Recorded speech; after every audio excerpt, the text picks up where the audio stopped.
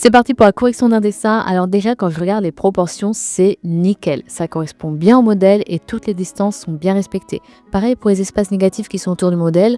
Donc vraiment, au niveau observation, c'est validé. Là, on va pouvoir améliorer, c'est surtout au niveau des ombres sur les pattes. C'est-à-dire qu'elle a fait un trait ici et ici pour montrer la séparation entre les éléments et les passages d'ombre. Mais le souci, c'est que ça donne l'impression que ces éléments ils sont séparés, alors qu'en fait, ils font partie d'un seul et même membre. Si on veut simplifier en volume, on va vraiment avoir sa patte avant qui fait toute cette épaisseur-là, puis son torse qui est à moitié caché par sa tête, son ventre qui est ici, et en fait là tout ça c'est sa patte arrière avec sa cuisse ici, et cet endroit c'est juste la peau et les tendons qui relient la cuisse au ventre, mais ça fait vraiment partie de la patte arrière. Du coup, pour remédier à ça, il faut faire des dégradés d'ombre plutôt que des traits. Tu vois, là j'ai supprimé tous les traits, ce qui fait qu'on n'a plus que des différences de valeur de gris, ou alors on a des dégradés. Et ça nous permet de comprendre les différents plans tout en ayant un rendu réaliste.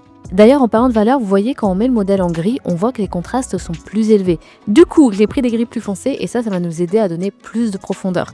La tête, elle est très bien, mais j'ai détaillé un petit peu plus au niveau des yeux et du nez pour pouvoir faire ressortir son expression.